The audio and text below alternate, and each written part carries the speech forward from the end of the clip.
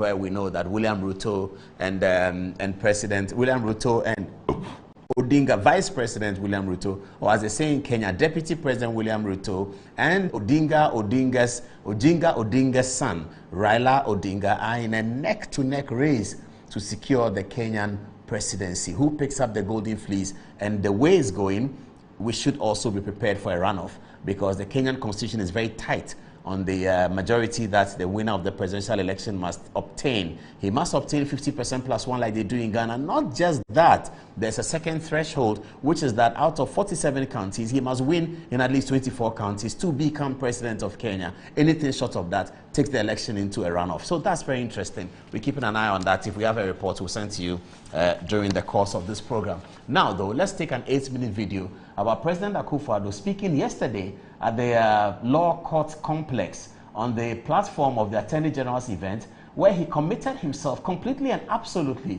to funding legal reform, which we will need for constitutional reform, and legal aid, which we will need for underprivileged Ghanaians who get problems with the courts. We always complain in Ghana, don't we, about somebody has stolen a goat and he goes in for 13 years. It's just horrendous, isn't it? And then, as they say, big people do things and they get covered up and nobody says anything about them because they are big people. If you're a small person and you steal a goat, you go in for 13 years. Usually because they don't have correct and adequate legal representation. Usually because they cannot afford the correct and adequate legal representation. Now, you cannot blame lawyers for that, can't you? They are charging for their service. So every civilized country has a fund where they put money in for legal aid. So when somebody comes up and says that I have stolen a goat, I'm under criminal prosecution, but I cannot afford a lawyer, he goes to legal aid, he can get a lawyer, and he can get a sentence that will make moral sense to all of us. Because what we read in the newspapers all the time about people stealing goats and going into jail for 11 years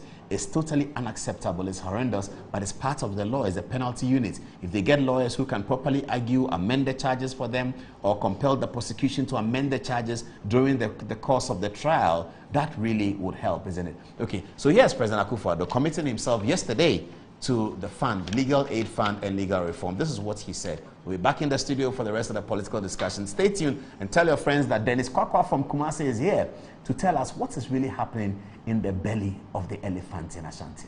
This is President Akufo-Addo.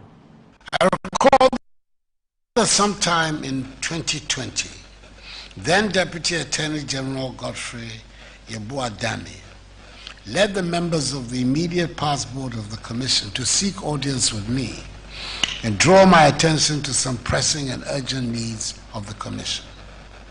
They emphasized the need to boost the allocation of resources to the commission to enable it perform its functions efficiently. I'm not surprised that upon his elevation as Attorney General, Mr. Dame has deemed it necessary to spearhead the launch of the Law Reform Commission Fund. Indeed, until this year, the Law Reform Commission had only one vehicle, which it acquired in 1996. Through the intervention of the Attorney General in February this year, the Commission was supplied with 2 new vehicles, bringing its current fleet to 3. Being fully aware of the significance of reform and development of the laws of any country, not only will I launch this critical fund, but I also threw my full weight behind all activities which will result in the mobilization of additional resources for the work of the Law Reform Commission. Ladies and gentlemen, the Legal Aid Commission, formerly known as the Legal Aid Scheme, is obligated by the Constitution and the Legal Aid Commission Act 2018, Act 977, to offer legal aid through the provision of legal services to the poor and vulnerable through legal education, advice, assistance, mediation, and representation. And the provision of these services is absolutely free. The mandate of the Commission under the Constitution is to make justice accessible to the poor by, amongst others, assisting applicants or beneficiaries to protect and or defend their rights in court where litigation is unavoidable. In line with the vision of the Commission Act 977 has expanded its mandate and requires the board to develop a comprehensive legal aid policy and program to be carried out throughout the country. Currently, the Commission operates in 11 regional capitals and 46 districts nationwide to administer its services. Section 25, subsection 2 mandates the Commission to establish an office in each district. This, as you and I know, has not been achieved owing to the weak financial situation of the Commission, a situation which severely hampers access to justice. With the Commission boasting a total workforce of 212 lawyers, ADR and administrative staff, this workforce is inadequate to render effectively legal aid services across the country. In spite of its handicap, the Commission, for example, in the first half of 2022, received a total number of 7,558 court cases and resolved 3,163 of them. Out of the 4,414 ADR cases received, 2,233 were resolved. All the remaining cases are pending before the Commission and will be resolved in due course. You can then imagine what can be done with a well-resourced and well-staffed outfit. The current office, accommodating the Commission, has in fact become too small and literally unfit for the attainment of the objects of the office. The Greater Accra Regional Office and the head office, for instance, are crammed together on the ground floor of the Council for Law Reporting building. Until this year, the Legal Aid Commission had only 6 vehicles, the last of which was acquired in 2007. It is refreshing again to hear that through the intervention of the Attorney General Godfrey Yeboah-Dame, 13 vehicles have been recently delivered to the Legal Aid Office, increasing its number of vehicles from 6 to 19. I have noted the critical needs of the Commission. The depressing and deplorable conditions within the Commission clearly point to some essential needs that have to be addressed to help the Commission perform its mandate, and they will be addressed. A proper functioning of the law is a vital tool for development of any country. One of the key priorities for government is to build a modern legal and justice system in Ghana. Even though the challenges we face are many, the promotion of the rule of law is of the utmost importance and cannot take a back seat no matter the current circumstances. It is necessary for government to lend its support to institutions whose objects promote the cause of the people, institutions such as the Law Reform Commission and the Legal Aid Commission. I'm hopeful that the launch of these funds will usher in a new progressive chapter in the lives of the two commissions. I urge all gathered here to contribute generously to the funds, and I assure the Attorney General that the Minister for Finance through Parliament will provide more adequate resources for the sustenance of these funds. I also urge the Board of the Legal Aid Commission, which is chaired by a respected Justice of the Supreme Court, Mr. Justice Nene Amagache, and the Board of the Law Reform Commission, was chaired by the prominent legal practitioner, Mr. Anthony Akuto Ampao, to discharge faithfully, dutifully, their mandates of managing the funds in accordance with Section 34F, Act 977, and Section 13 of Act 822, respectively. I congratulate the Attorney General for his activism towards the realization of the statutory requirement to establish these two funds. Let us together mobilize to build and assist him in the discharge of this vital task. And to that end, I am personally contributing 100,000 cedis to each of the funds.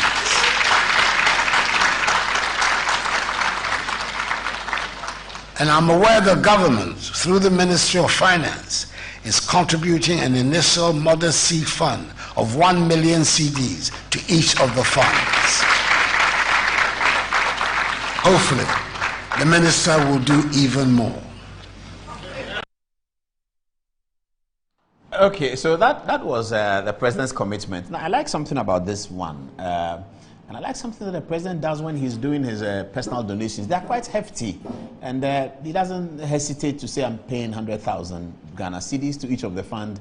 And he doesn't worry about people going to ask where are you getting the money from. He's very open and very blunt about these things. And I like that. There's no hypocrisy in guessing that President of Ghana cannot find 100,000 cedis. But, you know, in times past, people will pretend that they don't have 100. This president is not like that. He gives $50,000 to some aid for children. He gives $20,000. He said 100,000 cedis each, 200,000 cedis for the legal aid fund and the law reform commission, respectively. Congratulations, Mr. President. Thank you very much. Let's hope that this sees the light of day and we will have a new country and a new story about law reform and legal aid that makes us look like a modern country. Every modern country has it. Because the way in which laws operate, the equality of men, the accessibility to the law are fundamental. They are very critical to the survival of any democracy, and it requires money. Democracy is expensive, as they say. It requires money. So we are happy that the Attorney General has set this up, and the President has contributed to the Ministry of Finance, also donated on the same occasion yesterday 1 million Ghana cedis each. We will get the names of the other donees, and then the donors, and then we will tell you in another program. Okay, so still keeping an eye on Kenya. Let's go to the touch screen now and understand, where did the Ghana card matter come from?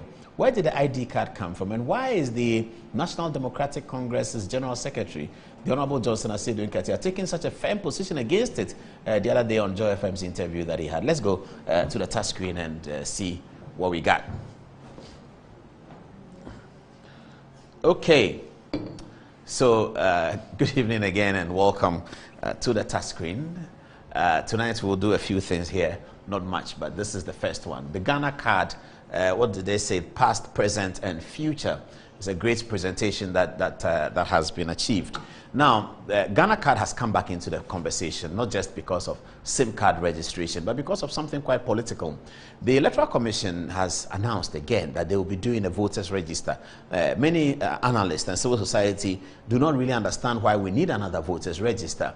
The Electoral Commission says that for this particular voters register, only the Ghana card would be the source document to identify people. Just that. No passport, no national insurance, nothing. Just the Ghana card for those who have Ghana card. I'm not so sure for those who don't have Ghana card what's going to happen, but we're here to engage the Electoral Commission on that. But preliminary commentary on this one has already put out the National Democratic Congress beginning to resist this effort in using Ghana card to register, being the sole source to register, because they suspect that this could disenfranchise people who don't have the ID card. That's an argument they make, because we shouldn't adopt any system that will disenfranchise people. So that's what Johnson Asiedu Nketia said. I wanted Asiedu Nketia's photograph. I told them that.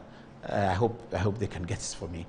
All right, they will get it and it will come, so that we can put the story in proper perspective.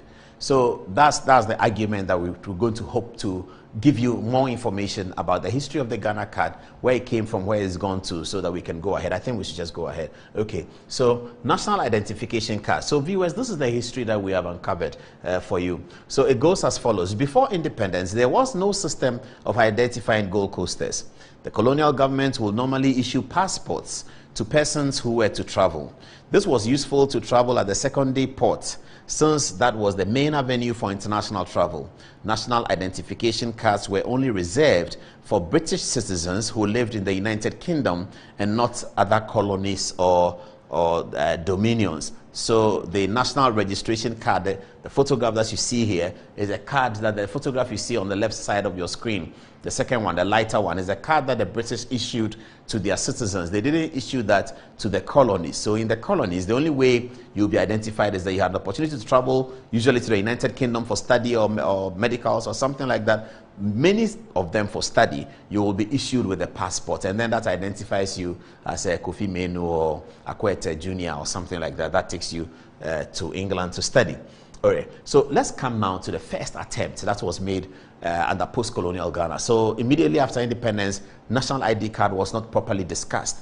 There was a census that was conducted by Dr. Kwame Nkrumah's government, I believe sometime before independence, and it was said that there are 5 million people in Ghana. It was estimated that there are 5 million people in Ghana at the time, but no real ID card conversation occurred until 1973, and this is how it occurred. So that was the first attempt. During the first year of General Ignatius Kutu Achampong as head of state in 1973, the cards were issued to persons in the border regions of Volta, Upper Region, parts of the Western Region, and the Bono Ahafo Region. Now, this is very significant. This is very, very significant in the conversation that we're having about ID card. When Achampong started, because he didn't have money to do the whole of Ghana, he said, let me do the border towns. Because it is in these border towns that you have the influx of non-Ghanaians mixing up with Ghanaians, and then we are not sure who is Ghanaian and who is not Ghanaian. So he wanted to go to the border towns and use a decree to register Ghanaians at the border town. So we know that these are Ghanaians, their colleagues are Togolese, their relatives may be Togolese, they may be Ghanaian, yes, but that's allowed.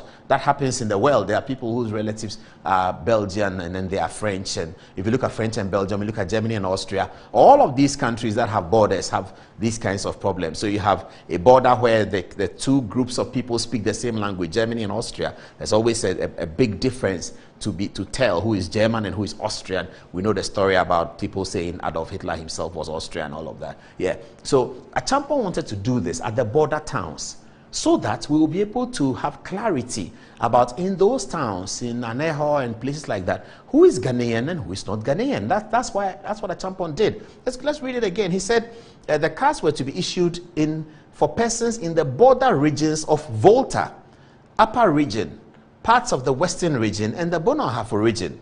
He did this through the National Redemption Council Decree 129 in 1972. In 1972, NRC Decree 129 was passed, and therein Achampong put in this ID card matter and wanted to register Ghanaians at the border, okay? The story says, however, it was ended in 3 years due to lack of funds and logistical challenges. So the results, as we put the verdict over here, you can see the result is that it was unsuccessful. Now, we do not know how many people were registered in the Achampong situation. The people that took over from him did not really check. And we do not know what those cards were used for. We do not know how much funding went into it. And we do not know why they couldn't secure funds, whether it was a national budget deficit that couldn't pay for it, whether they were raising money for it and they couldn't raise. We really do not know. But this is a story that we have inherited from the research, that this is what Achampong did. He tried to do it. He did it in the border towns. Some thinking must have gone into deciding that you do it in the border towns, you see. And I'm guessing that the thinking that went to it was so that we can identify in the problematic border areas who is Ghanaian and who is a friend of Ghana or a brother of Ghana, but not actually Ghanaian, okay? Right. So let's go on.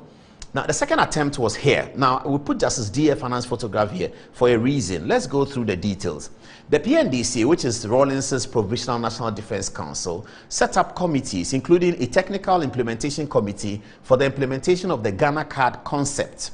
This was under the policy framework of the National Commission for Democracy because it was believed that a national identification card was necessary for the pursuit of democracy and fair elections. So you see, when you look at the history of some of these things, you get to understand the future, and that's why they say history is very important. The thinking that had gone into Ghana creating an ID card from the beginning, we've looked at Achampong's era, and we're looking at the PNDC era led by Justice D.F. Anand. I'm not sure why this does not find expression in D.F. Anand's book, neither does it find expression in Kwame Ahoy's book, both books written by Ahoy. This does not find expression in it because Professor Ahoy talks about local government and all of that. But somehow, I stand to be corrected, though I can check again. But checking today, I didn't see this finding expression either in D.F. Anand's book or Professor Kwame Ahoy's book. Let's see if some people have read the book and they've seen it. Let's have a look at it because this is very important. The PNDC which was ushering Ghana into the Fourth Republican Democratic Dispensation. As you know, the PNDC overthrew the Third Republic. They had a responsibility to create a new democratic era for Ghana because the international pressure was coming. Justice D.F. Annan was one of the key voices advocating that the PNDC should come out and have a democratic handover. So he was important in this. He was leading the National Commission for Democracy that went around the country to ascertain Ghanaians' appetite for a new democratic system of government. And they came to the conclusion that the overwhelming majority of Ghanaians wanted the PNDC out and wanted a new democratic system in. Now, as part of the work that Justice Annan was doing, they wanted to do a national identification card. And they believed that the national identification card was necessary for the pursuit of democracy. That is important. Democracy has a lot to do with identifying people, putting people in social stratification so that the national budget will determine where things go. Today we talk about free SHS and we say, let those who can pay, pay. If we had established a national identification system from 1973, it would be obvious for the Ministry of Finance and the Ministry of Education to determine that this person can pay and this person cannot pay. Now we don't have that, you see. So the ID card is important for the pursuit of democracy. The PNDC was right. And they added, I wish they should have underlined this one, for the pursuit of democracy and for fair elections. They didn't actually say free elections. That's also quite instructive. Because free election is being able to go and vote at the ballot, and you are free to do that. Fair elections is about the result, and it's about who is qualified to vote. That's where the elections are fair or unfair. It's the freedom of the election is the conduct of the process. Can you walk to the ballot box and just put your ballot paper in, irrespective of who you are? You don't have to be the police commander in the district. You don't have to be the original. Can you, as an ordinary person, walk into a ballot police station and then just vote? Yes, that's freedom of election. So that's why they say free and fair. They are not the same thing. Free and fair are not the same thing. Here, the PNDC was not so concerned about the free, but they were concerned about the fair, because the purpose of the ID card is to ensure fair elections. Fair elections means fair elections actually directly speaks to legibility of voters. That's what fair elections speaks to. Fair elections speaks to the eligibility of voters, whether the voter, the person casting the ballot, is eligible. That's why you can be in America on voting day. You can be living close to the ballot box, the polling station. That's not your passport to vote. Your passport to cast a ballot in America, in Britain, or Austria, in Australia, or Ghana is not your proximity to the ballot. It is your legibility as a citizen, Ghanaian, or whatever the eligibility criteria is. You must have qualified for the eligibility to go and cast a ballot. It's not your proximity to, it's not that I'm in Ghana at the time. It's not that I was part of the discussion. It's not that my uncle is a member of parliament. It's not that I can speak the language. No, all those are not the criteria. The criteria for eligibility is determined by citizenship and is determined by the laws of the country and the people. So the PNDC was concerned that they needed to do the ID card to be able to secure fair elections. If you know Justice Annan, as some of us do know him in a little bit, you will know that that will be his thinking. Justice Annan is a very pure Democrat, and he really wanted democracy to thrive in Ghana. We saw his role as Speaker of Parliament and how he conducted himself when the opposition came in, how he worked with the opposition to ensure that the laws of Ghana are standing well, how he will not continue with the process in Parliament because a writ has been filed in the Supreme Court. He will respect the court to finish the process. That's Justice Annan for you, you know. So when you see this, his committee thinking about fair elections because of ID card, then you know that Ghana was in the right place at the time, and Ghana was going through the right thinking processes. Let's go on and see what happened. Then there was a third attempt, and that was done by John Agyekum Kufuor. Now, in 2001, under John Agyekum Kufuor, a technical committee was set up to look into the issue.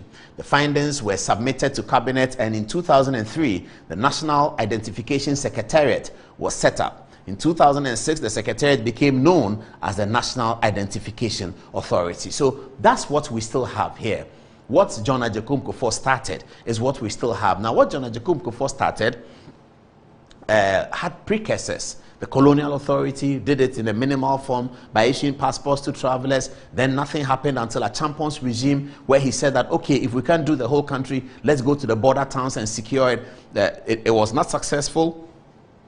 They did issue some ID cards, but it was not successful. And then they came up later on John Ajekum Kufuor era, in the Justice DFN and PNDC era, where they said we need to do this thing. We need to do it because we have to use it to support democracy, and we have to secure fair elections in the democracy that we're about to start. The elections must always be fair, so we need to do it, you know. And then they also couldn't get around to do it. Then John Ajekum Kufuor comes and says, no, now we have to take a bold step. So this was the first major bold step taken to procure ID card for the whole of Ghana, and it was done through Kufuor's cabinet, and they set up the National Identification Authority. Okay, now the third attempt, a pilot mass registration exercise was held to test the forms and equipment deployed for the exercise, as well as the registration process as outlined by the authority. This pilot registration exercise took place in two communities, Abokobi and Sege, in the Greater Accra region for 10 days, from July 27 to August 4th, 2007. Now that's the real history. That's the work that has been done. So the NIA and Akufuor did these things. They set up a pilot system, which is always necessary for things like this. They set up a pilot system, and they did it between Abokobi and Sege in the Greater Accra regions. And we're not sure what the results of that are, but let's move on. Okay, so the third attempt. The testing, selection, and training of staff for the central and western regions were executed successfully, with mass registration taking off in the central region on 1st July 2008. However, there was a lack of will to push for the full implementation of the card to cover all Ghanaians. And so we give this verdict partially successful.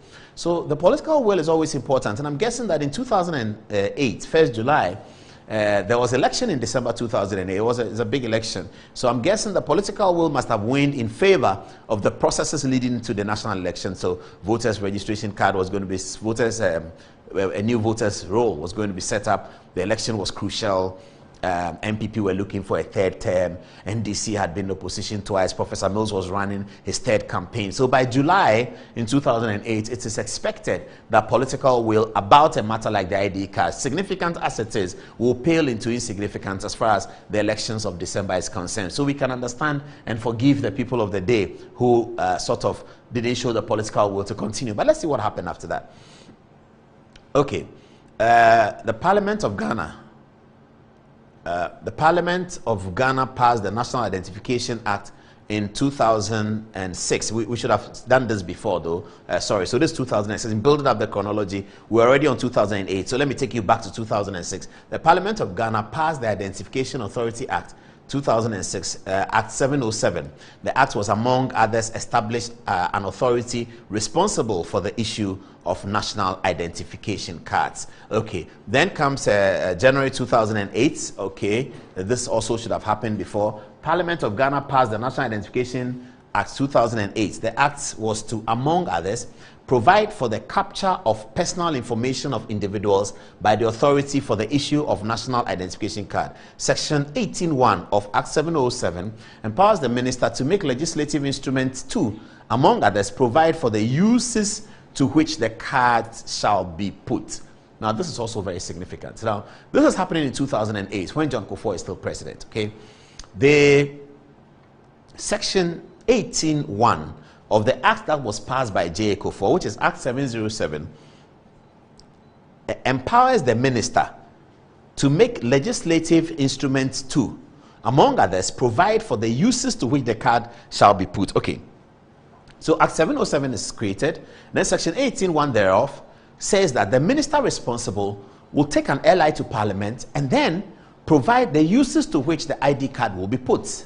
Now, this is the story, okay? So President Kufuor does that in 2008. He doesn't proceed to implement Section 18.1 until his tenure of office is over. Let's see what happens when Professor Mills comes. What happens to Section 18.1, which is the part that requires the minister, or if you like, enjoins the minister to go to Parliament with a legislative instrument that will show and categorize, delineate, limit the uses to which the ID card of Ghanaian citizens can be put. Let's see what happens then. All right, so we proceed now to also Section 73.1 of Act 750, empower the minister to make legislative instruments to, among others, provide that every public office should demand the presentation of an ID card as a condition precedent to the provision of his service. Now, this is also very important. Another Act of Parliament, Act 750, 73.1 of it, empowered the minister to make legislative instruments. So minister has to make 2 legislative instruments. 1, for the delineation of the use of the card, and 2, to say that every public service should demand the presentation of the card as condition precedent for the provision of its services. Okay, now let's come to Professor Mills, who then inherited all of these legislative instruments. What happened under Professor Mills's regime? Here it goes. Honorable Alhassan Azongo, Minister for Public Sector Reform and MP for Bulsa South, prepared and laid before Parliament of Ghana, which passed the National Identification Register Regulation 2012 LI 2111. Regulation 7 of LI 2111 is titled Mandatory Use of National ID Card. Regulation 7.1 says a national identity card issued to an individual shall be used for the following transactions where identification is required. And viewers, read it yourself. Number 1 is what? Put that thing on the screen, let the viewers read it. Number 1, registration of voters. That's in the LI. I didn't pass the LI. It was passed by Honorable Alhassan Azongo, the Member of Parliament for Bulsa South, Professor Mills's minister, who just inherited the Act 707 and Act 750 and was implementing it. This is the history of the matter, so it can get quite confusing if you look at the narrative of today and where people are standing today. It gets quite confusing, doesn't it? Because here's Professor Mills directing his minister to go to Parliament and continue with the implementation of 707 and 750. 707-18.1 requires the minister to delineate what the uses to which the card can be put. 750 requires the minister to say that public services or public institutions should demand the ID card before they can render their services to individual Ghanaians who show up for the service. And the first one they talk about in terms of the uses for the ID card in LI 211, implemented by the NDC minister, is the registration of voters. Number 2, registration of SIM cards. That's in the law. It's in the law passed by the National Democratic Congress. It's right there. It is true. That's not untrue. It is true. People may not like it, but this is true. This is the history of what happened. So when we are building a society, we are building a community, we need to go back and see where we are coming from. What is the philosophy behind this ID card? And that's the work that we sought to do here today.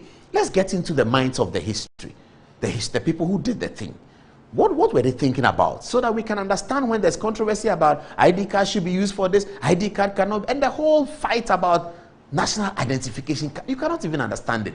A country, we have started doing ID cards since a Champon era. For various reasons, we couldn't finish. Justice D.F. had a role to play. President Kufuor set up what we now have. Professor Mills continued it. Then we come to a place where people say, no, I don't want the ID card anymore. I don't want to use the ID card. You cannot use the ID card. You cannot force my people to use ID card. We will not use the ID card. We will boycott. That kind of language is not great for the development. And you know the kinds of people who spew out this language, you know what they are looking for? They want to cut the baby into 2. I've always been saying that. The people who spew out this language, it's just the baby they want to divide into 2 so that we all go home. The baby is dead. It's fine, no problem. That's really when you have this. Because if you look at this history, then you can check it. It's verifiable. If you look at this history of ID card, should we be quarreling about ID card as a country right now?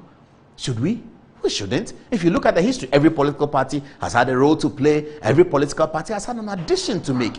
Every political party has provided thought processes towards this thing. It's not one political party saying we should do something. Even the people who are trying to implement it now, they didn't originate it. Somebody else originated it and they took it over. And we've been building from one generation of political executive leadership to the other generation of political executive leadership. Then we arrive at a place people want to draw up a cul-de-sac. When we have no cul-de-sac, we have a highway in front of us. Some people want to draw a cul-de-sac and say, hey, we've stopped here, we won't do it. We won't get it. I don't think that's great. But anyway, let's go on. So this is the Professor Mills one. All right. So we pulled out the Hansard in Parliament of 21st February 2012. It was on that day that the LI was laid before Parliament. And we'll take you through some of the comments in Parliament, just a few of them, and then we can understand it and close. Mr. Voka said, Mr. Speaker, may I respectfully apply for the Honourable Minister for Transport to lay item D for and on behalf of the Honourable Minister at the Office of the President who has travelled out of Accra.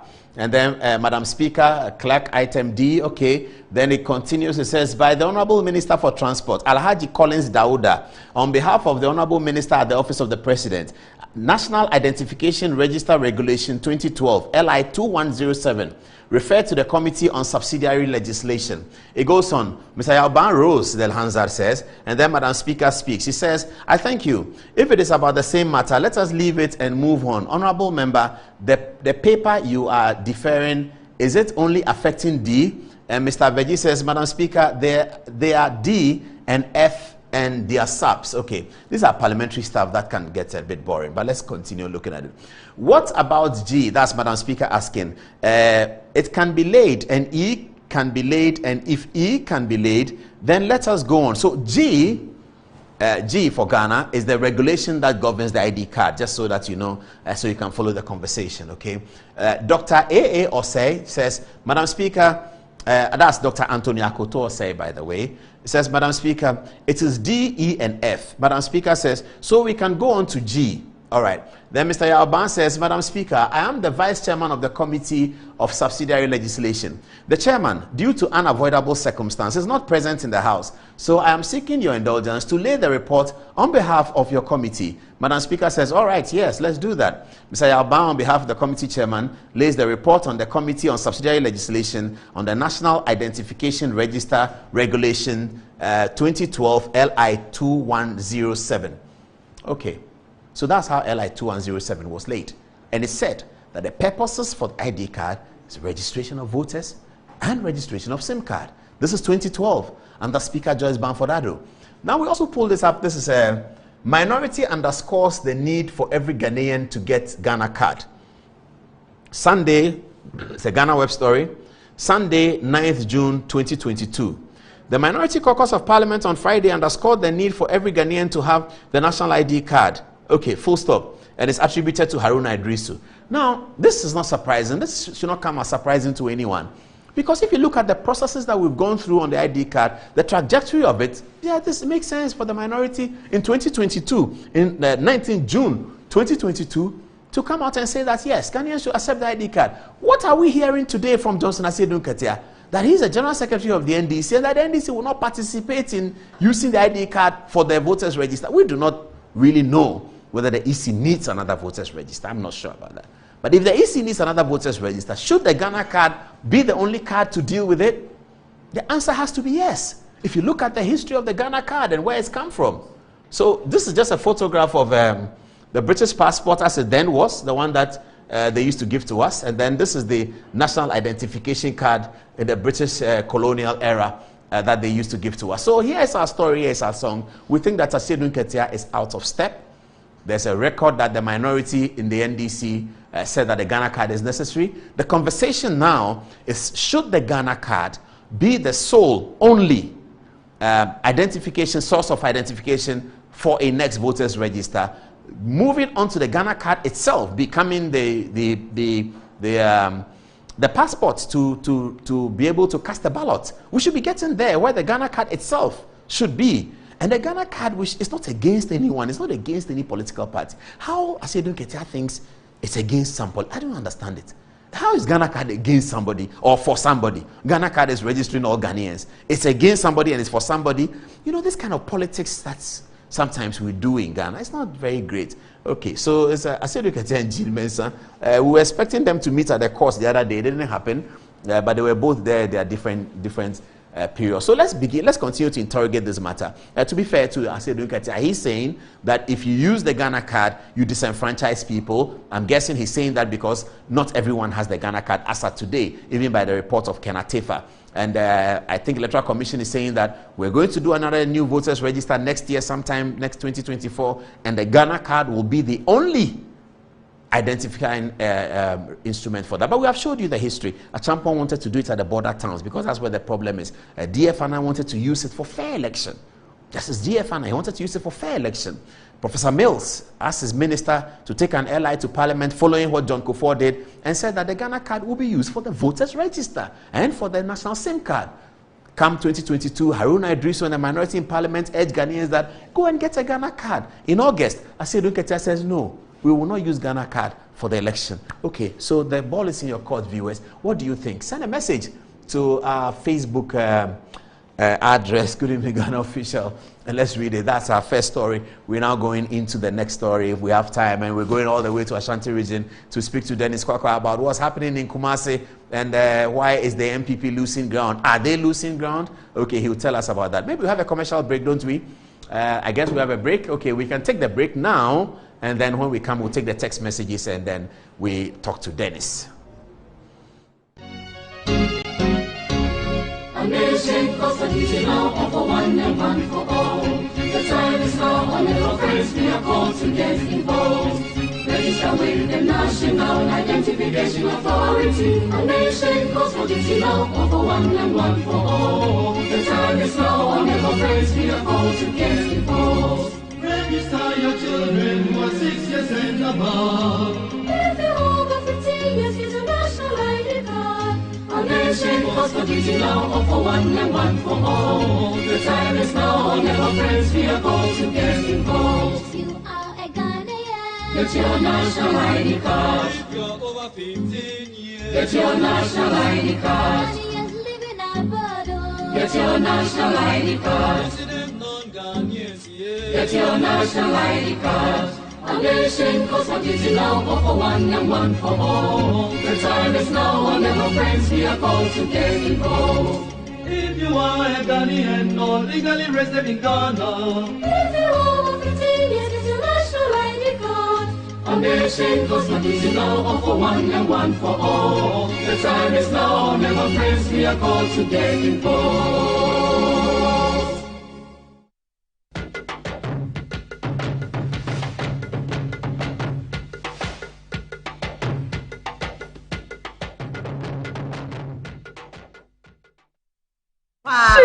Professor Mami Efra oye. Efra no se kaho. Na blender is way. Blender no se kaho.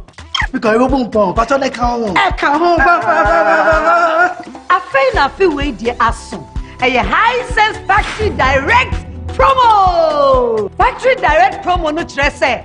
High sense showroom ba bia. Enye me wo mu nyina. Say dey turn no. Sa na ye turn no. Everything 29th August. I come 8th September. I'm an for Congo. Watching no fear no no shop me. Saji neke ni konu e. Sanojo.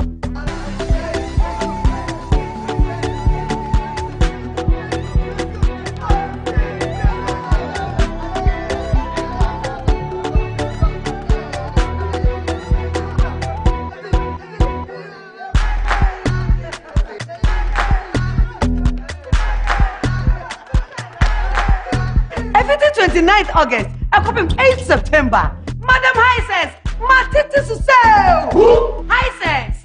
Everyday prices for everyday people. It's great when you come home late, tired after a long day at work, and have dinner sorted by Glovo. Hundreds of restaurants to choose from. Easy ordering and fast delivery.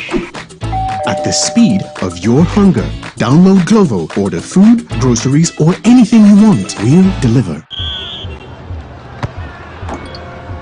They'll play a high press to force the mistakes. They'll dominate the aerial ball. They too tall. We'll handle the pressure and smash them on the break. The number 9 has scored in their last 5 games. The passing will be quick, decisive, precisely. There will be drama in the dying minutes. This match will mean more than 3 points. They will have the home ground advantage. This is why I bet. This is why I bet. This is why I bet. Betway. This advertisement has been vetted and approved by the Gaming Commission of Ghana. Bet responsibly, not for persons below 18 years.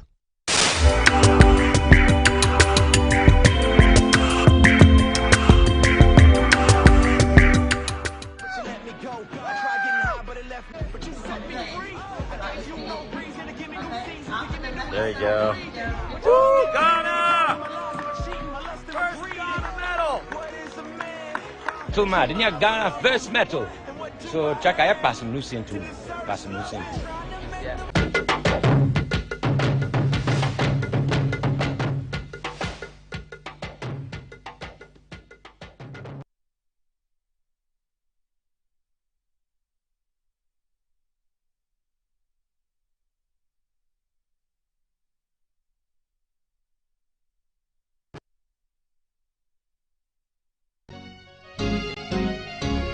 A A nation calls for duty now, all for one and one for all. The time is now, all little friends, we are called to get involved.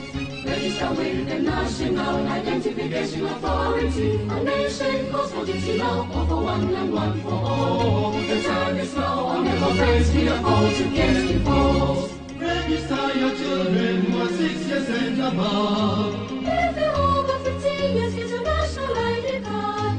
A nation calls for duty now, all for one and one for all. The time is now, all little friends, we are called to get involved. You are a Ghanaian. Get your national ID card. If you're over 15 years, Get your national ID card. Ghanaians living abroad. Get your national ID card. resident non-Ghanaians, yeah. Get your national ID card.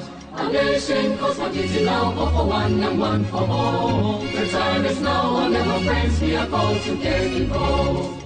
If you are a Ghanaian or legally resident in Ghana, If you're over 15 years, get your national ID card. A nation calls for duty now, all for one and one for all. The time is now, all little friends, we are called to get involved.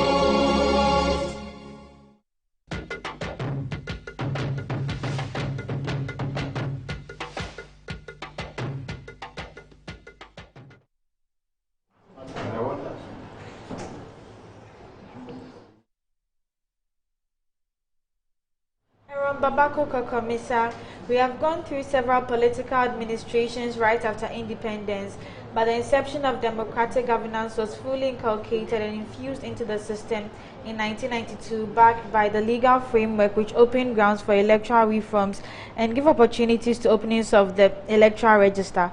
My point is that it is very critical and very sensitive to undermine the credibility of the voter registration and not to accept in whatsoever means. If the current government officials sit with the Electoral Commission and want to replace the Ghana card with the traditional card EC gives out before voting, I think the Ghana card can serve the same purpose as a voter ID.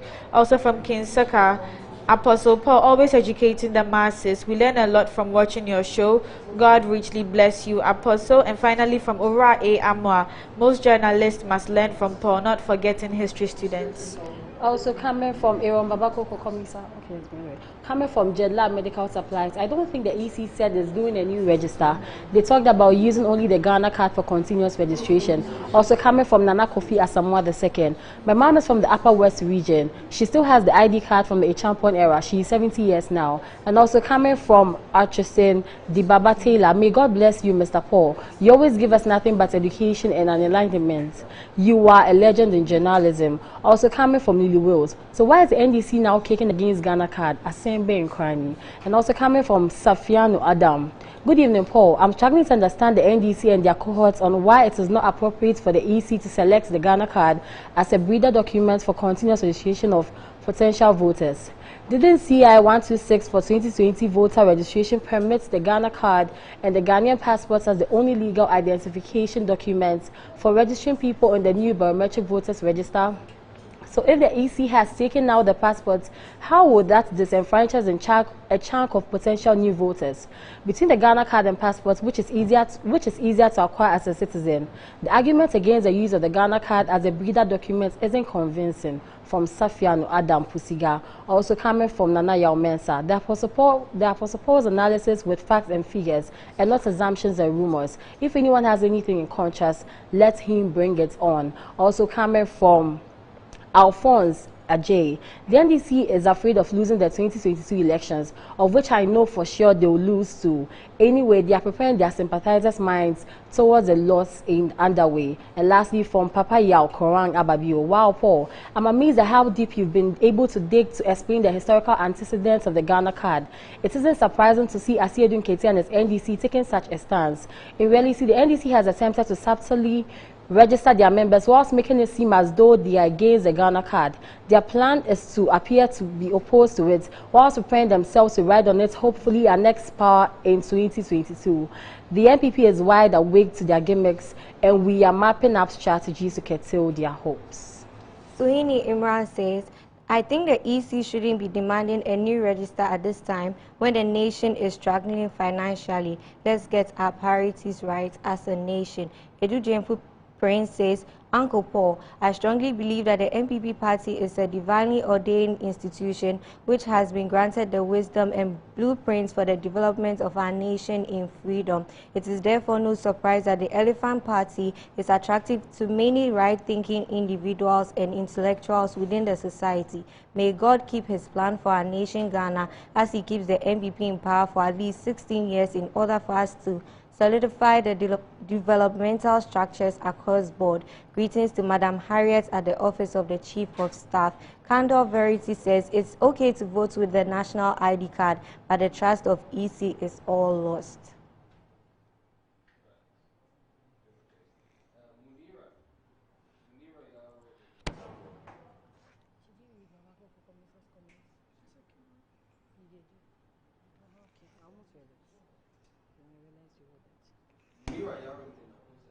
Also, Paul is here once again with another episode of Good Evening Ghana, such an educated political analysis. For a level of journalism superior and enviable, continue educating open-minded people. Okay, from... You can't hear Mikhail? The mic is not working. Okay. Matilda, do you have some messages to read? Christabel, you do. Let's hear you quickly. From Debo, the national ID card was used in the just ended elections in Kenya. Also coming from Jake, good work done, bro. NDC is not helping Ghana at all. And also coming from Mohammed Bamba, you can't just hate this current administration just because of political colors, but they are really projecting the country to the right path. Long live Nanado. God bless our homeland, Ghana. Also coming from Sage Payao. In 2012, NDC introduced new LI 211. Read 7. 1. Mandatory use of national identity card. A national identity card issued to an individual shall be used for the following transactions where identification is required. I. Registration of SIM cards. II. Registration of voters. There's no legal document in Ghana that has specified to use as sources of identification than the Ghana card. The Ghana card is the only identification card which is legal document to establish identity. And lastly, from Ibn Al-Hassan, I just don't understand why the NDC is always against reforms in the electoral system. Every reform has been opposed vigorously by the NDC. Sorry for the technical difficulties. Ahmed in Tamale says, Paul, have this ID card history as a publication in the dailies. Abdul Zati says, this Ghana card issue is getting on our nerves and really needs to be looked at with vivid attention because it matters a lot. Good education though, but I really support the reshuffling of the ministers. Maybe the turning of the tables might be favored. This is from... He doesn't say the name. He says, according to Dr. Suribor of the EC, no new electoral register will be prepared in 2024. However, only those who are 18 years and above and have not registered will use the Ghana card to register. Ghana card is the only card that can be used by new registrants. And... for our conversation. So he says that Suribor says that we're not doing a new voters register. No, only but those who are adding, those who are new, will use Ghana card as the only one. Yes. So that eventually we'll do it like that. According to some, okay, yeah. But those of us who registered the last time, Ghana card was used. Was it? But it wasn't the only. At the time, No, it wasn't the only. Okay, yeah, that's useful information. Okay, Obed Gajanku in Ho says, Paul, kindly cross-check very well what Mr. Seidu said on Joy News. He didn't say the Ghana card cannot be used for voters registration. He said he's in full support for the use of the Ghana card for voters registration, provided every Ghanaian from 18 and above has been registered and has the Ghana card. Now, Eugene Mouth. Nasidu said. Yes, this is from. So his problem was about disenfranchising people, as we said. Yes. That if people don't have the card and you make the card the only use of it, you make the card the only source of the identification, then you disenfranchise them. So they said that Seydou Nketiah is actually saying that if everybody has it, then he has no objections to it. Is that correct? Well, it says that you have to be, anyone who is 80 years and above can and has the card can then register. Basically, that's. But if you don't have the card, the EC's rules will not allow you to register. Yes. That's maybe where the disenfranchising is coming in. Okay, let's go on with you. Eugene Mafu in Ablekuma says, looking at the trajectory to the Ghana card, which has followed to get here, I believe it's about time It got the needed endorsements and enforcement to be used for all official activities in the country. If we can't grow today as a country, we can't tomorrow and we can't forever. Think about this. The NIA has opened 276 outlets across the country for the registration process, and we have at least 20 to 24 months to register before election 2024. So how do we fight its usage for the 2024 elections? And who should be disenfranchised if such a fellow actually registers within this period? Alhaju Abdullahi says, please, Mr. Paul, the NDC is not talking about the usage of the Ghana card for election purposes, but what the NDC is against is using the Ghana card as the sole source of registration for elections. Yes, we know that. Yes, and Akwesi Nkumasi lastly says, Paul, you're really good. Now we know that the NDC are indeed nation wreckers. The NDC made the law that the Ghana card should be used for voter and SIM card registration.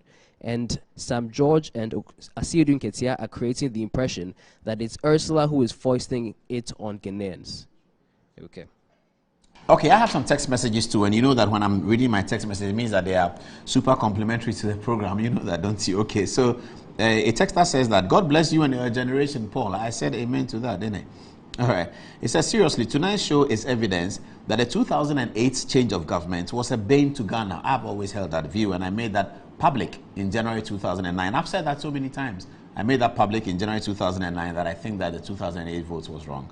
That maybe, hopefully, Ghanaians will not be paid for it, but we should decide, posterity should decide whether Ghanaians got paid for it or not. But I've always held that view. Some other people hold it. Not so much because it's a political view, but it's because of where the country was and how it could have continued with what President Kufuor was doing and how we decided to go to another political party. But that's democracy, is that the citizens decide, okay? It's not about what the experts think. All right. Another one says that the legal aid fund, and it says the legal aid funds created by the president yesterday is not only commendable, but also awesome. In my view, this is one of the biggest achievements of the government so far. This should not be embraced politically, but nationalistically. My thumbs up for the president and the energetic Attorney General, Honorable Godfrey Dami. They have simply received the poor from their legal woes. Relieved the poor, I think he wants to say, from their legal woes. I was simply joyous yesterday. Okay, so let me forward this message to the people who did the work for yesterday's event so that they will know that people are recognizing the work that they are doing.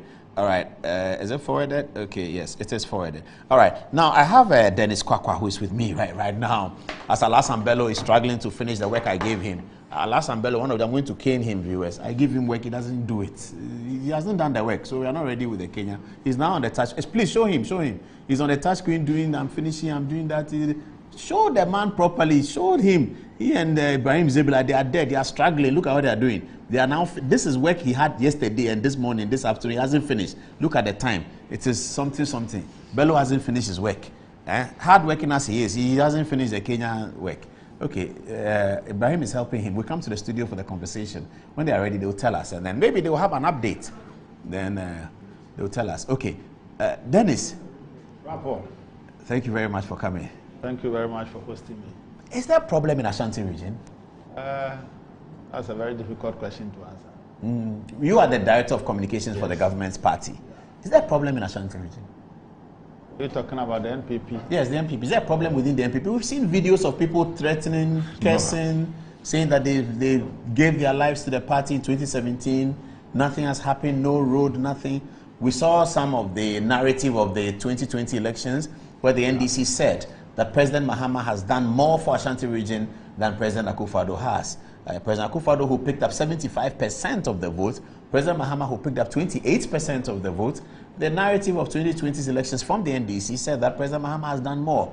Now, what is happening now, especially the majority of them, there are those who think, citing Kumasi or Boasi Road and other things, but the majority of them seem to be agreeing with the NDC position. You are in there. What is happening? All right, thank you very much, and let me greet your viewers. I think that has always been a very interesting discussion. One would think that the NDC, looking at where it gets majority of its votes from, would normally want to advocate projects for people in their strongholds. But interestingly, they always want to talk Ashanti. Ashanti in the sense that they think once Ashantis become a bit apathetic, then it goes to their favor, to winning power. But I don't think there are facts to that. Just to state it once and for all, if you want to talk about roads, For the period of 8 years between 2009 and 2017, NDC did a total of 503.44 kilometers of roads. And this is a combination of roads under Department of Urban Roads, that of Ghana Highway Authority, and the Department of Feeder Roads. All roads combined in 8 years was 503.44 kilometers. And Nanado has spent less than 6 years, and he's done 1,180.2 kilometers of roads. And this is also as classified under Urban Roads, Ghana Highway Authority, this is and all Ashanti region in Kumasi. Ashanti region. So in terms of roads, you said President Mahama did what, 503.44 kilometers in 8 years. That's Mills Mahama then? Mills Mahama. In 6 years, has done 1,180 as of today. This excludes a number of contracts that are still being signed. So for instance, if we talk about Swami Interchange, Swami Interchange is not just going to be a flyover. It is going to have some lengths of asphalted roads. And so if you want to come and combine all this later, then it will tell you that by the close of 8 years, Nanado is likely to give Ashantis a good about 2,000 kilometers of roads. And it's interesting when you see the videos, when you see the pictures, and you see people crying for roads. The reason is just one. The people expect so much from Nanado because they have given their all. They love him. They expect that he can do much better than what he's been able to do. Despite the fact that I've given a very good or a considerable kilometer number of roads, there are also genuinely some places in Ashanti region where roads have not been done. A typical constituency I would name is Kwabri East. Kwabri East is suffering with bad roads, and I believe it has become one of the priority areas as far as road construction is concerned with government. Government is trying to focus so much over there because the population is huge, and every time we want to make an analysis with Kwabri East, they say they give us the highest number of votes in Ghana, and that is true. That's true. It's not Bantama. Yes, and that is true. It's not Bantama? No. Kwabri East encompasses which towns? Kwabri East, Mamponten is the capital, Antwa, Kenya say, but when we used to talk about Bantama has now been divided into 3 constituencies. That was Bantama proper, Inshaesu, and Kwadaso. That appeared to be the Florida. Yes. So old Bantama was Bantama and Shaesu and Kwadaso. Yes, that is now we have Kwadaso and Bantama. Everybody was Bantama. Everyone was interested talking about. Okay, so we have now Kwadaso, which used to be Dr. Uso Akoto, which has changed now. Dr. Then we have Shaesu, which is Dr. Stephen Amwa. Okay. And then we have Bantama, which is Subuachi. Yes, so that was what used to be the previous Bantama. The Cecilia Dapa Bantama. Yes. Okay. So now, if you are talking about the single largest constituency in Ashanti and the whole of Ghana, that gives MPP a highest number is Kwabri East. How many votes the Kwabri East produced? Over 85,000. Voted for the presidential candidate? Yes. For the NPP. That's significant. For the NPP, yes. If you look at the fact that Akufo-Addo won Greater Accra by less than 100,000 and won Central Region by about the same margin of President Mahama, and you consider that one constituency can deliver him 85,000. Yes, almost the same number. Almost the same number of the margin with which he delivered the capital of the country, Greater Accra, very significant place to win, and also delivering the margins in Central Region, another major swing constituency. Then we know that Kwabri has a case. They are justified, and so all of us are a bit empathetic towards their grievance. And I believe it's the reason why I said government has now set that as a priority in terms of road construction in Ashanti region. But it's not only government, the whole party machinery is now advocating strongly in support of roads for Kwabri East. Places like Amansia South, where your good friend Kwam Poku-Siaide, the youngest DC in the region, where he's a DC. In fact, under Nanado Akufo-Addo, that has been the first time they have seen tarred roads from Watreso area towards Nkabia. This is the first time, and we are doing so much. Manson Kwanta is a bit deprived. If you go to Amansia Central, that is Jakobu area. So genuinely, you will not come and sit here and say that Nanado has done everything. But what he has done so much has been very monumental and impressive. If you were to talk about Obuasi alone, from Anyan Kwanta to Obuasi, that 30-kilometer road, it's not the only road that you can talk about on that stretch, because the Obuasi main town itself, all roads have been asphalted. So now come to places like Afidjase, go to Ejoso and its environs, go to Jaben, go to Mampong. All these towns have seen very, very good roads. And so when we talk about developments in relation to Ashanti, and somebody wants to say Nanado has disappointed us, sometimes or most of the times people just want to create apathy. If you want to talk about projects... Yeah, but this is coming from MPP people. You see, it's not coming from NDC people. MPP people have gone out and said that, for instance, there's famous demonstration in around the Swami, roundabout Swami interchange situation. The majority leader had a big deal to deal with when there's people in Swami came out and said, we don't like what the government is doing. So that we saw that. Yeah, so I said that genuinely there are good demands of roads. If you talk about the Swami incident, when it happened, less than 1 week, a law was passed in Parliament to approve the loan. You think that it was because of that incident that could push the process so fast in 1 week? No, because the process was already under. So the loan has been approved, so the Swami interchange will be done? I think possibly it could be, salt could be cut by September. Latest by October, we expect President to come and cut the salt for the construction of the Swami interchange. Now, the famous Bankra inland port. That was started by President Kufuor. He was able to secure the land, build the administration block in 8 years. The NDC that is now crying more than the bereaved for the people of Ashanti.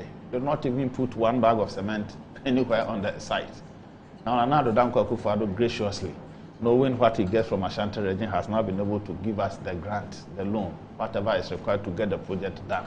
Now, the railway is what we expect them to build towards Wankra, so that it becomes... From Takrady to Kumasi. From I think Tema. That's what they want to do before they join the Takrady line. Now they have started a line from Kasi to Obuasi, so I think that line will go straight to Takrady to take time. But whatever it is, we believe that the site preparation to make the port workable is something that has commenced. And Nanado gave a deadline for them to start work just last Monday, which was the 8th. But they started work last week, just to make sure that everything that had been outline goes according to schedule. And so we believe that we are getting so much. Have you recently visited Kumasi? If you had, then you will know the state of the airport that Nana Danko Akufo-Addo has built for this country. Yet to be completed, but nearly done. Yes, if you go there and you see it, you see that, yes, Kumasi deserves something that could be called international. Not the kind of 1 kilometer asphalt Mahama procured for $29 million. You get it? So the people of Ashanti are seeing much. But we want more. We want more because whenever it's election period, we give so much to the MPP. That is what we are saying. We are not saying development is in deficit. That is not totally true. Now, they want the development to be commensurate with the amount of support. With our input. To whom much is given, much is expected, yes. Yes, so, and like I said earlier, we have trust in the president. We believe that he could do much for us. That is all. But the economic situation is dire. Yeah, but Ghana has been downgraded. Nonetheless, infrastructure development has not been stopped. It hasn't ceased. Come to Kumasi right now. The Kumasi Central Market project is ongoing. You remember the Iroject project by President Kufuor. Go there and see the level of development that we've done for the people of Ashanti. Sewua, go to Afari, go to Konongo, go to Fomena, go to Bekwai, go to Tepa, and you see the Iroject project that President Kufuor procured loans for. Go and see how. So when we hear people in Ashanti saying that they will not vote, they will not cast their vote, what is happening? Politics is dynamic. The feeling of somebody today probably could be premised on something different from what we are all discussing here. So genuinely, you can get people voicing out negatively in favor of the party. But I think what we need to do today, for all of us as a region, we have to appreciate what the president has done so far, what this government has been able to do. So far is the leadership intact in Ashanti? Political leadership. I'm talking about Antibo Sako's leadership. Yeah, political leadership is intact. Interestingly, your friend Boss Yakon has had one of the toughest elections he would ever have in life. That one I can tell you. All the wars were against him. But his re-election was divine. It was something... Yeah, we prayed for him. Yeah, it was divine. It was something that was understood by the delegates. Because they knew that the election of 2024 needed a character of his nature, and they gave it to him. And then right after election, he also came out to declare support against Justin Kodua, who also comes from the region. And so those who were a bit sad because Untumi won, openly declared support for Kodua, and Kodua wins. And so now it becomes something like imbalance in equilibrium. If you come to Ashanti, now everybody is happy.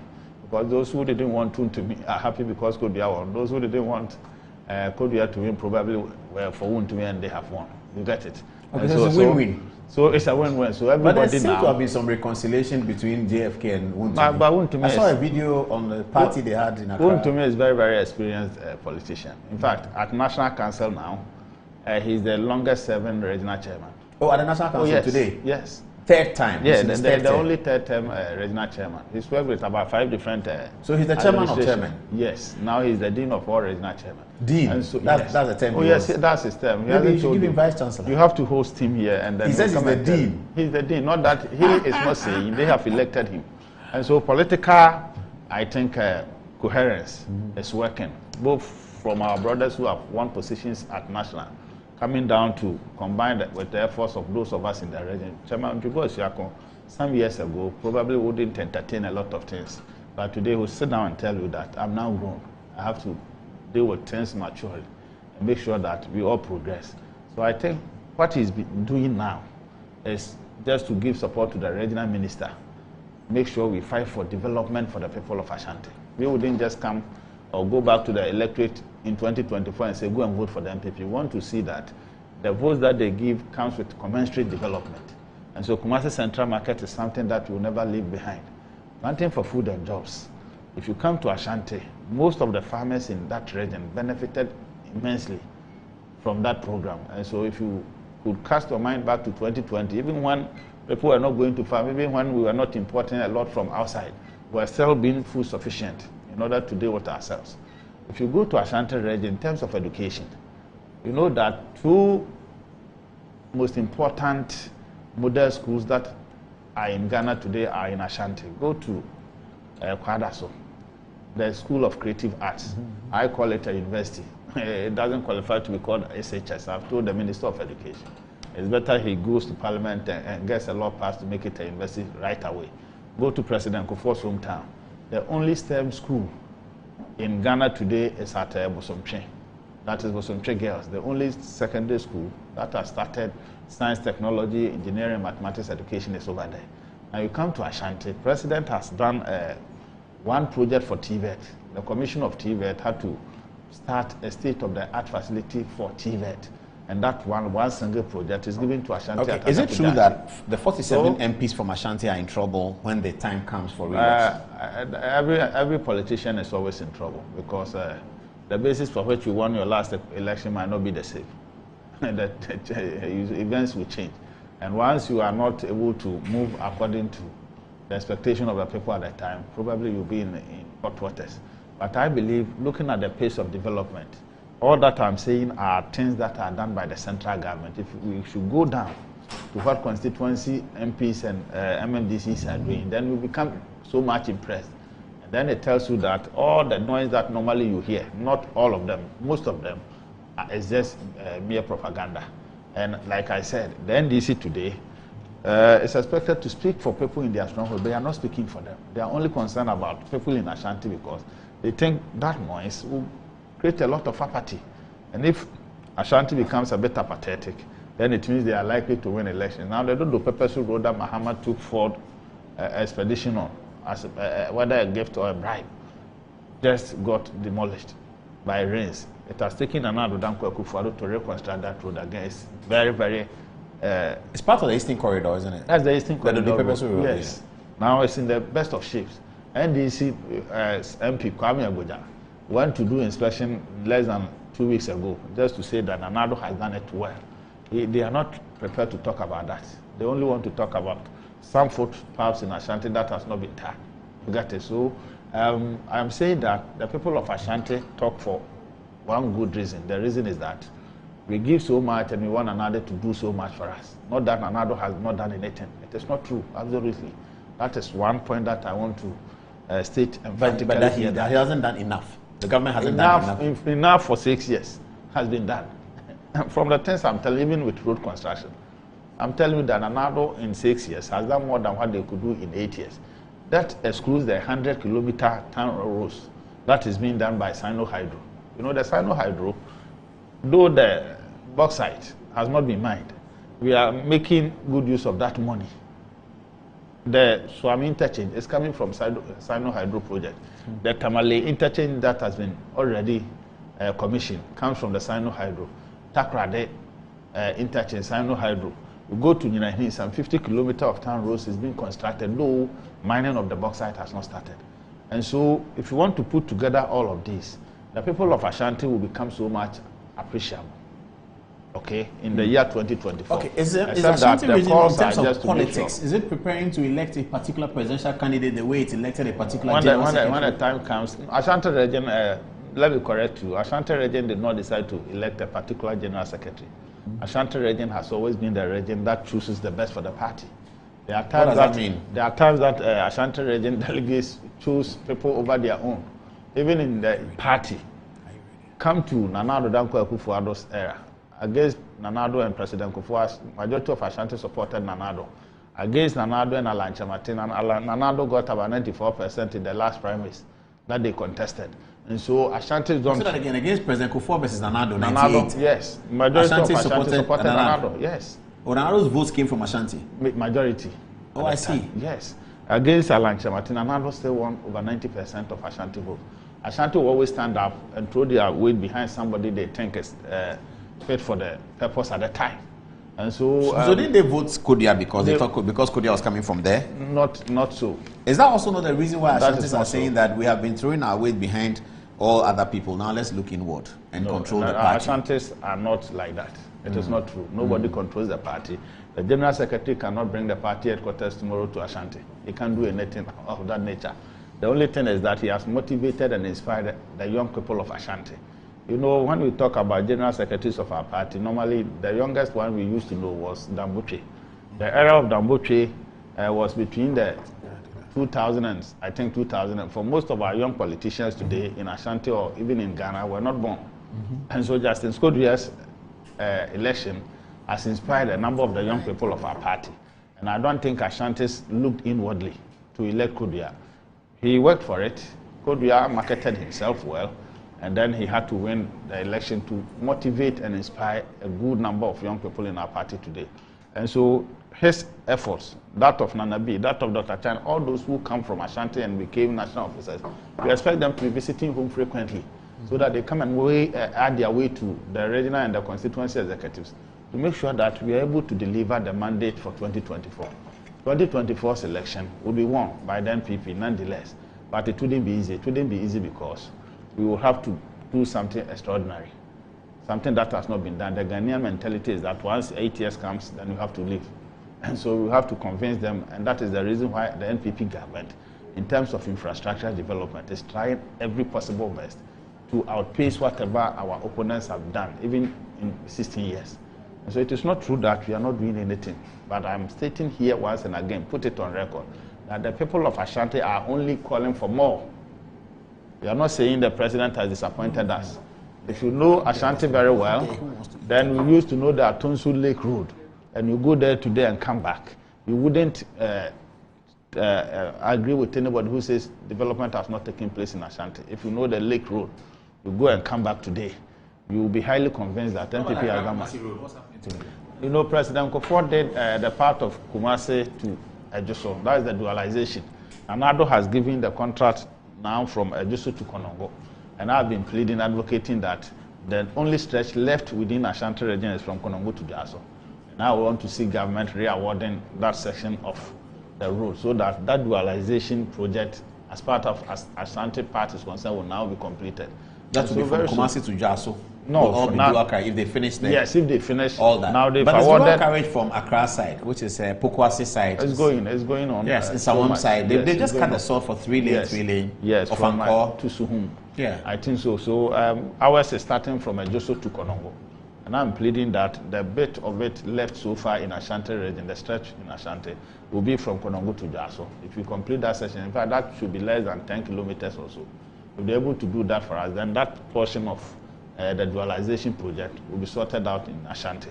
And so we believe that all major infrastructure projects are tailored towards the betterment of the people of Ashanti.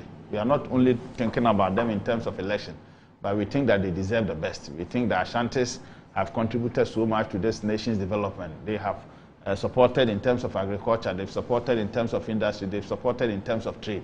And that is why we commend the government for putting up the Buankra Inlet inland port. You know, most Ashantis are the people who come and pick their containers from the port in Tema. They supply people to the north, supply people to the north. And so Nanado is continuing a project by President Kufuor that sort to make sure that life of our traders is containers from Europe will come to Buankra? From Tema. Instead of people moving from the north to Tema, they will now go there and pick their goods. Okay, so from Tema it will be railed to Buankra. That is the concept of the Buankra inland port. And so we believe that very soon the MPP will make the people feel that in Ashanti region, we want the best for them. We go to Kumasi proper.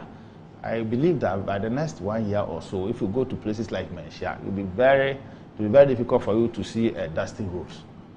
You get it? Because we've done majority of them, almost 90%. The list, about 10% has all been awarded. And we believe that very soon, why is it always difficult for MPP to win Asawase in Ashanti? Muntaka must be very strong. It is not Muntaka. He's won it 3 times. It is not Muntaka. It is the demography of the place. You know, Asawase is very huge. It's not easy. And you know, Ghana, we've not been able to win ourselves out of tribal politics. And most of the people still believe that they are aligned to a certain political party. If you go to Asokore-Mampong today, the airport that we are talking about is in Asokore-Mampong, not in KMA.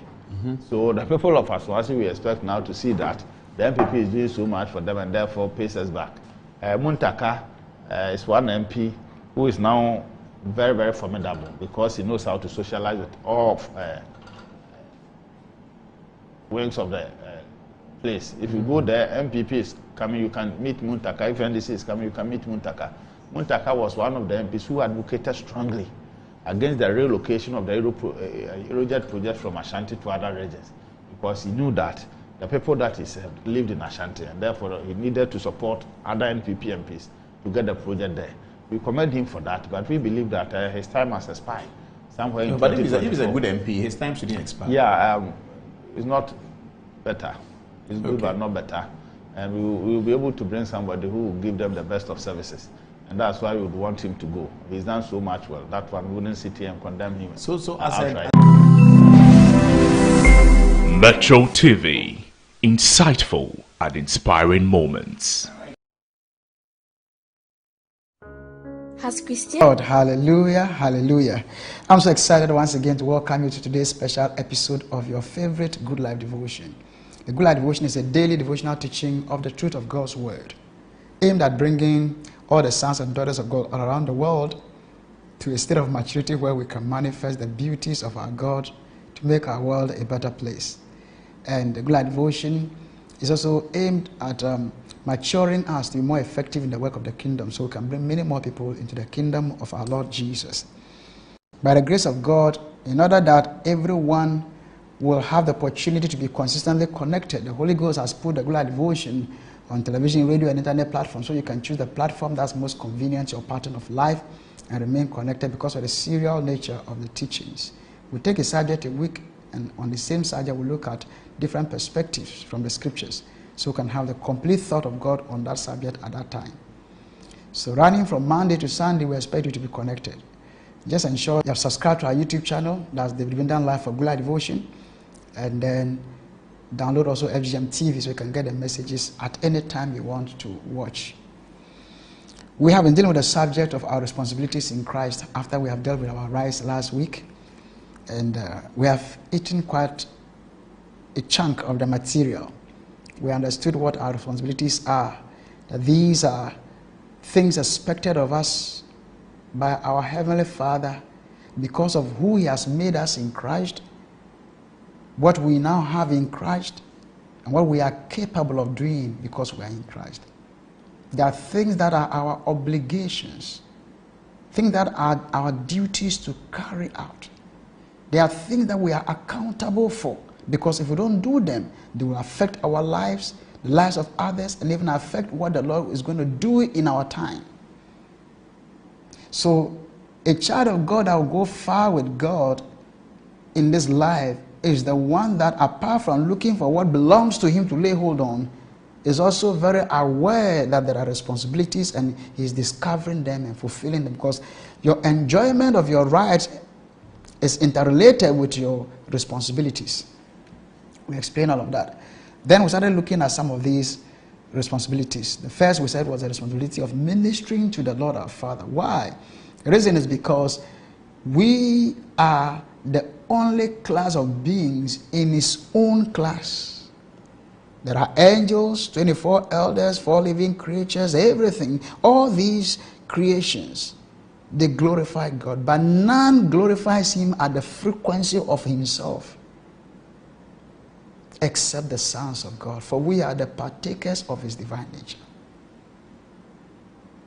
The one that I had to look at the fact that it is our responsibility to pray without ceasing. And we looked at 4 important reasons why our lifestyle must be a lifestyle of the mode of prayer. Don't miss that truth. Go back to our YouTube channel and watch it. Today we are going to move forward to look at the responsibility of fulfilling your primary work on the earth. The responsibility of fulfilling your primary work on the earth is our responsibility. But just before we zoom in on this, I'd like to once again bring to your notice, life can be great if you are exposed to truth. Life can also be regrettable if you don't get to be exposed to some truth. One of the things that can make your life very amazingly beautiful and successful at God's definition is when you get to know that God works in seasons and times. And especially when you get to discover in which of the seasons you are alive in. And I always want to ask, son of God, daughter of God, if I ask you, in what season of God's work are we alive now? If you are unable to answer that question, you are not standing well. Yes, you'll be raptured, but what are you going to present to the Father? For your life on earth to be meaningful and relevant, you ought to have been involved in what the Father is involved in. And I want to tell you plainly that we are in the season of the greatest move of God on the earth. This move is beyond denominations. It's beyond individual ministries. It's the greatest and widest move of God ever, because it is meant to bring the body of Christ in the unity of the faith and of the knowledge of the Son of God unto a perfect man, unto the measure of the stature of the fullness of Christ, and to effect into the kingdom the greatest ever harvest of souls. We didn't know this by calculating things. We got it by revelation. In 2019, the Lord took me out for a 21-day time of reading the Bible and praying. Then after that, He ushered me into a 26-hour prayer and showed me His calendar and made it clear that we are in the season of this final move. He led us to pray to birth it in August 2019. Then in February 2022, He came to show me how physically this move is going to be. I've given those details in the first and second episodes of Revival Breeze. And He now started mobilizing us to pray for the physical birth of this move. This move is going to be birthed by the greatest revival in the body of Christ like never. And when it comes to the birthing of a move, God has not required the whole world. He requires a critical mass of people. And He wants you to be one of those. So since He revealed this move to us, a group of us of about 100 started gathering every day to pray at 2 p.m. GMT on a Zoom platform. You can send your numbers and details of the numbers displayed on the screen. You'll be added to a group and you can join that prayer. Jesus is coming soon. there is an activity that will precede his coming. It is the final move of the Spirit.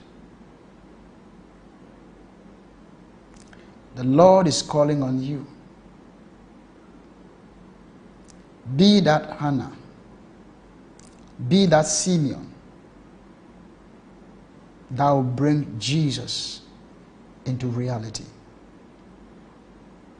Apart from that, we meet every Sunday on a YouTube channel called Revival Breeze. Go to YouTube now, look for that channel, subscribe to it, and turn on the notification bell. We are also live on Metro TV, Light TV, Touch TV, Truth Radio in Liberia, and other platforms. Do your best to participate in Revival Breeze. It's a call of the Spirit to you. Your life will never be the same.